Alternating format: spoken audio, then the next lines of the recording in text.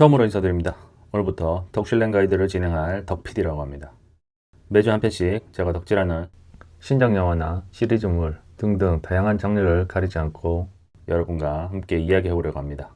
많은 성원 부탁드립니다. 첫 작품으로는 이상일 감독의 국보를 한번 다뤄보려고 합니다. 사실 저는 SF나 스릴러 같은 대중적인 장르를 더 선호하지만 이야기거리가 많은 영화도 좋아하기에 한번 선정해봤습니다. 이상일 감독 작품이고 일본에서 활동하는 제이교포 감독으로 이미 많이 알려져 있습니다. 제 개인적으로는 초기작 무라카미류 소설을 영상화한 69과 훌라걸스 같은 작품들을 재밌게 봤던 기억이 있습니다. 그 뒤의 행보는 아시다시피 악인이나 분노 같은 작품성 높고 국제적으로도 호평받는 작품을 연출 많이 하셨고, 그러다 드디어 작품성이나 흥행면에서 동시에 정점에 이른 작품이 바로 이번 국보가 아닐까 생각합니다. 그리고 이 작품은 원작이 있는데 요시다 슈이치라는 작가분의 동명 소설이 원작이고, 또 이번이 이상일 감독과의 세 번째 영상화 작업이었다고 합니다. 알다시피 악인과 분노, 그 다음에 이 국보로 이어지는, 그래서 여러 번 작업을 한 터라 작가 본인도 본인 작품을 더 빛내줄 감독으로 신뢰한다고 합니다. 현재 한국에도 상하권으로 해서 책이 정발된 걸로 알고 있습니다. 좀 더 디테일한 면을 보고 싶다면 소설책으로도 한번 읽어보셔도 괜찮을 거라 생각합니다. 영화를 보고 보셔도 되고요. 영화 관련해서 처음 들었던 얘기가 이상일 감독이 가부키 소재로 패왕베리 같은 작품을 만들 거라는 얘기를 제일 먼저 들었습니다. 역사의 흐름에 휘말린 예술인의 삶을 표현하려고 하시는구나. 하지만 국보는 좀 다른 게 전후 고도성장기 시대부터 시작하지만 딱히 인물들의 삶이 직접적으로 영향을 미치는 요소로 작용하고 있는 것 같지는 않습니다. 패왕별이에서 문화 대혁명이 주인공의 삶에 영향을 미친 것처럼 국보도 그러한 것들이 있지 않을까 했습니다. 예를 들어 80년대 후반 버블 시대가 지나간 후의 가부키 모습은, 하지만 그런 것들은 또 딱히 표현이 되진 않았습니다. 그래서 시대적 배경보다는 시간의 흐름이 더 중요한 작품이었습니다. 주인공이 13살 시점이 1964년도이고 마지막에 인간 국보로 지정되는 그 시점이 2010년도쯤이니까 거의 한 사람의 인생을 주요 분기별로 모두 그려 인물을 조명한 작품이었고, 그래서 이제 긴 공연 파트와 서사가 합쳐져 영화 상영 시간이 2시간 55분이라는 꽤 긴 시간이었던 거에 놀랐습니다. 한편 이 작품이 흥행을 할 수 있을까라는 의문도 좀 들기도 했었습니다. 아직 한국 흥행은 알 수 없지만 듣기로는 일본 실사 영화라는 극장판 춤추는 대수사선 레인보우 브릿지를 봉쇄하라 이후로 22년 만에 대흥행한 실사 영화라고 알려져 있습니다. 일본 역대 흥행작 순위 대부분이 일본 애니메이션이라 젊은 사람들이 관심이 없을 소재인 가부키를 3시간짜리 영화로 만든다는 게 도무지 흥행할 거라 생각 못하는 게 사실이니까요. 이상일 감독의 기자회견에 따르면 10년 만에 극장에 갔다는 일본 어르신들이 많다고 하셨습니다. 아무래도 소재가 한국도 창이나 트로트는 어르신들이 더 좋아하듯이 일본도 마찬가지 어르신들이 좋아하는 전통극 가부키 소재인 거가 더 흥행 요인의 플러스 요인이 된 게 아닌가. 그리고 어찌 보면 일본 전통극 중 세계적으로도 가장 유명한 것이 가부키이니까 애국심에 불타는 것일 수 있다고 생각합니다. 한국도 임권택 감독의 서편제가 개봉했을 때 대흥행이었고 온 나라가 떠들썩했으니까요. 한때 유행했던 가장 한국적인 것이 세계적인 것이라는 말이 있는 것처럼 가장 일본적인 작품을 만든 것 같습니다. 간단하게 용어 정리를 좀 해보자면 국보라는 뜻 자체가 정확하게는 우리나라의 중요 무형문화재, 소위 인간문화재를 일본에서 인간국보라는 명칭으로 쓰이고 있고, 제가 아는 선에서 말을 하자면 실제 가부키에는 유명한 4대 가문이 있지만 그것을 다루지는 않고 가상의 가부키 명문가 하나이 가문을 다루고 있습니다. 이 하나이 가문의 당주가 바로 유명한 배우 와타나베 켄 분이시죠.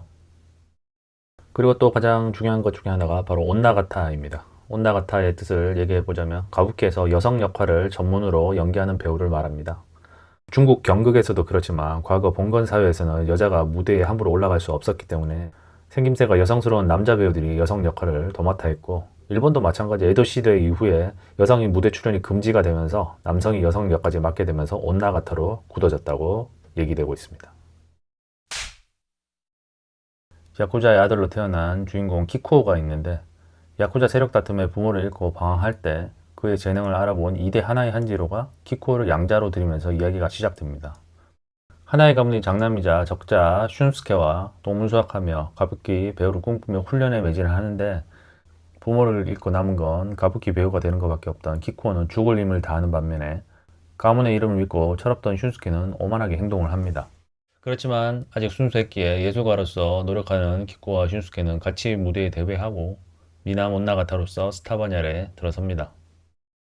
그러다 시간이 흘러 청년이 되고 자기를 좋아하는 게이샤와도 딸도 가진 키코는 신사참배를 하던 도중 기도를 드리는데 뭘 기도했냐 하는 딸의 물음에 자기의 욕망을 은근히 드러냅니다. 신에게 빈 게 아니라 악마와 거래한 거야. 그동안 외적으로는 티를 안 냈지만 속으로는 명문가의 적자인 슌스케를 누구보다 질투하며 출세지향적 욕망을 가진 청년이 되었던 겁니다. 그리고 결정적인 사건이 발생하는데 스승 하나의 한지로가 교통사고를 당하면서 대역이 필요해진 순간이 옵니다. 적자인 슌스케와 양자인 키쿠오 누구에게 맡겨야 하나 고민에 빠지게 되죠. 가문의 당주인 하나의 한지로는 무대를 망칠 수 없기에 더 실력이 출중한 양자인 키쿠오에게 대역을 맡기게 됩니다. 그때 슌스케는 뼈있는 농담으로 키쿠오를 당하게 하면서도 아무렇지 않은 척 했지만 자존심이 상하게 됩니다. 공연날 키쿠오는 스승의 대역에 벌벌 떨고 있고 위로의 말을 건네는 슌스케에게 결정적인 한마디를 합니다. 너의 피를 컵에 담아서 벌컥벌컥 마시고 싶어 라며 스승의 빈자리를 메워야 하는 중압감, 하나의 가문에 대한 질투와 부러움을 애들로 표현합니다.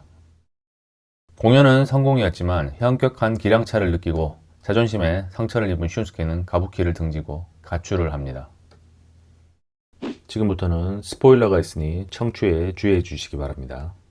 그렇게 가출한 지 10년이 된 슌스케와 누군가는 가문을 이끌어야 하기에 병이 된 스승은 키쿠오에게 3대 하나의 한지로 이름을 물려주게 됩니다. 이때까지만 해도 단순한 토끼와 거북이 같은 동화처럼 열심히 노력한 양자가 가부키 명문가의 대를 잇는구나 생각했지만 그때부터 뭔가 일이 꼬이기 시작하죠.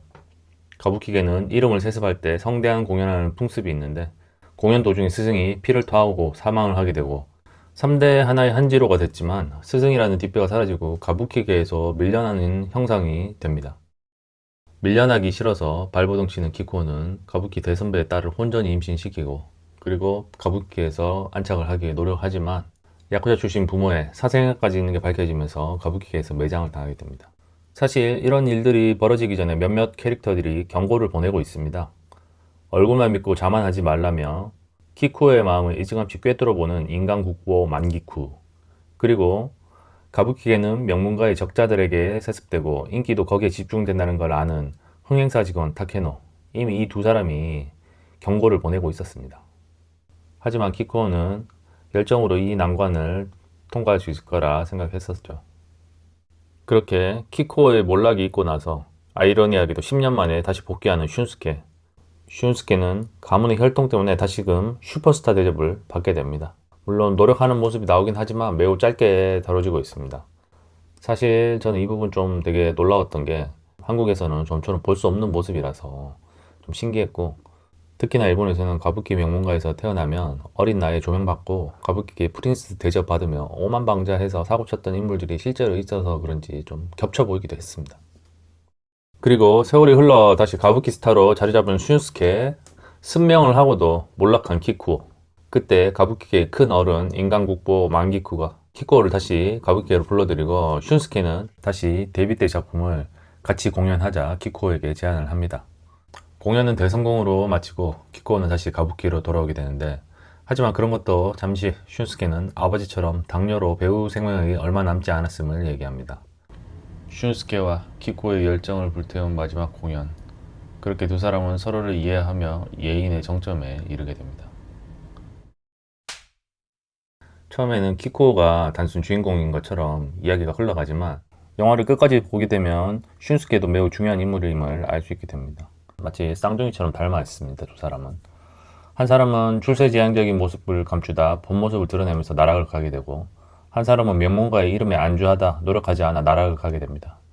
이들이 마주하는 시련은 꽤나 가혹하기에 가부키를 포기하고 다른 일을 했어도 무리가 없어 보입니다만 하지만 둘 다 가부키는 절대 포기하지 않는 모습을 보여줍니다. 지방 온천에 마련된 간이 무대에서 오를지언정 무대에서 수모를 참아내는 모습이 둘 다 마치 쌍둥이 같다 느껴졌습니다. 저마다의 이유는 있지만 그들이 겪는 시련과 인내, 강한 의지는 거의 같은 인물이지 않나 생각이 듭니다. 아쉬운 점을 얘기하자면 소설에서는 둘이 자웅을 겨루는 라이벌처럼 묘사되어 있는데 영화에서는 아무래도 키쿠오 중심 서사이기 때문에 슌스케 이야기가 많이 생략된 게 아쉬운 부분이라 말할 수 있습니다.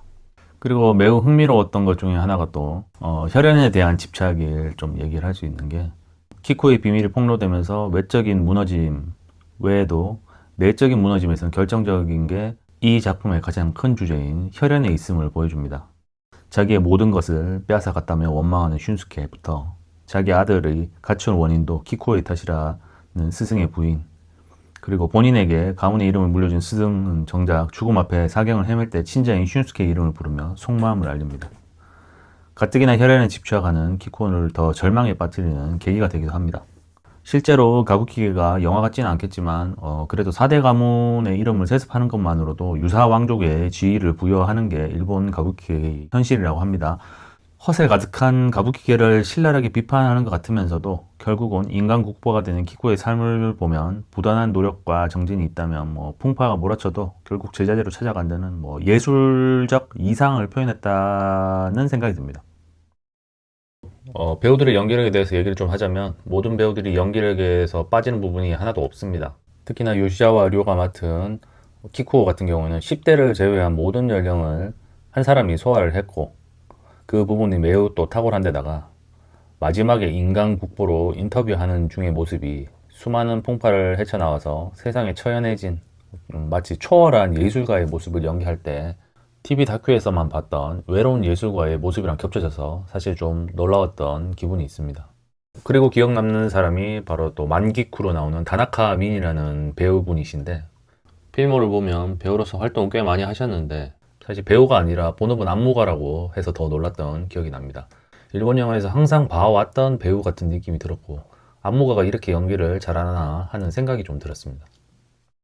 극중 영상미도 매우 뛰어났습니다. 극중 공연하는 모습을 상당히 또 길게 재현했는데 화려한 색채 의상이나 화려한 무대, 가부키에 관심 없는 사람도 관심을 가질 수 있는 작품이라고 생각이 됩니다. 그렇다고 해서 또 100% 똑같이 재현했다고 하지는 않았던 게 감독님 말로는 주요 공연 장면에서 오하구로라고 해서 가부키 특유의 치아를 검게 칠하는 가부키식 화장법이 있다고 합니다. 중요한 장면에서 너무 튀어 보여서 일부러 재현하지 않았다고 또 얘기하기도 했습니다. 지인들 중에는 일본 문화에 흥미 없으신 분들은 반대로 극중 분장이나 의상이 너무 부담스러웠다는 분도 있었습니다. 그래서 약간 호불호가 있지 않나. 그리고 또 하나 극중 가부키 극에 대해 얘기해보자면 가부키에 대해서 모르고 봐도 괜찮나 하는 생각이 많이 들 텐데 자막으로 간단하게 내용 설명도 해주고 모르고 본다고 해서 이해 안 갈 정도로 어려운 장면은 아니었습니다. 영화를 보고 나서 찾아본 바 몇몇 내용은 극중 인물을 은유하는 걸 알아챌 수 있습니다. 그중 렌지 씨는 사자에게는 전설이 있는데 어린 새끼에게 시련을 주기 위해 골짜기 아래로 떨어뜨려 올라오는 강한 새끼만 기른다고 한다. 이 내용 자체가 하나인 한지로와 아들 슌스케 사이를 은유하며 양자보다 재능이 부족한 아들을 더욱 몰아붙여 진정한 가부키 배우로 거듭나게 하는 두 부자를 상징하는 듯 합니다. 총평을 내리자면 저는 매우 흥미롭고 재밌게 봤습니다. 가부키라는 전통극 하면서 현대극 배우 활동하신 분들이 꽤 많이 있습니다. 그런 분들의 또 관심이 있던 차에 실제 가부키에서 벌어졌던 일들을 가상인물에 맞춰 잘 녹여낸 시나리오라고 생각합니다. 제가 방송으로 봤던 가부키 배우들 모습과는 좀 다르긴 하지만 좀 더 예술인의 입장에서 고뇌와 삶을 바라본 진지한 작품이었습니다.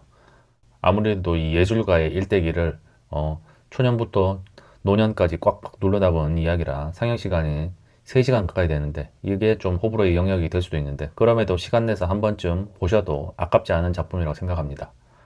이상으로 덕슐랭 마치고 다음에 뵙겠습니다. 감사합니다.